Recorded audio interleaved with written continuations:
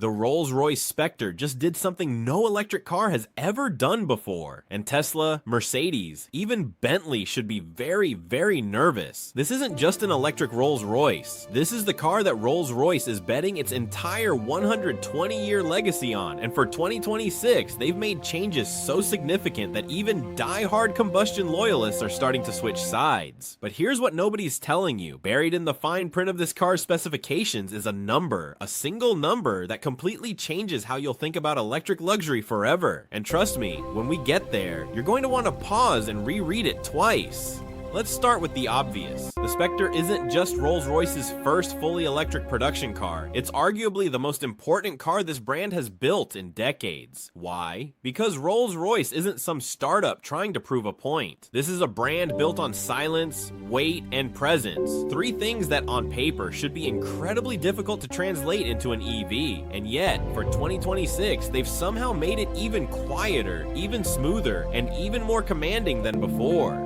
Visually, the Spectre keeps that unmistakable Rolls-Royce silhouette. The long, sweeping coupe body, the iconic upright grille now reimagined as a sealed, illuminated centerpiece, and those massive coach doors that open in complete silence. For 2026, subtle refinements to the lighting signature and wheel designs have been introduced, giving the car an even more futuristic edge while staying true to that timeless Rolls-Royce identity. It's evolution, not revolution, and honestly, that's exactly what loyal buyers want. Now let's talk about what's happening under the skin, because this is where things get fascinating. The Spectre's dual-motor all-wheel drive setup delivers power so seamlessly that Rolls-Royce engineers describe the sensation as waftability, their signature term for that magic carpet ride feel. For 2026, refinements to the suspension tuning and battery thermal management have reportedly improved both range and that legendary smoothness even further. We're talking about a car that can glide from 0 to 60 in a way that feels almost disrespectful to the laws of physics, all while you barely feel a thing. And speaking of things that'll surprise you, if you're enjoying breakdowns like this, now's the perfect time to hit that subscribe button, because we dive into the world's most fascinating luxury and performance cars multiple times a week.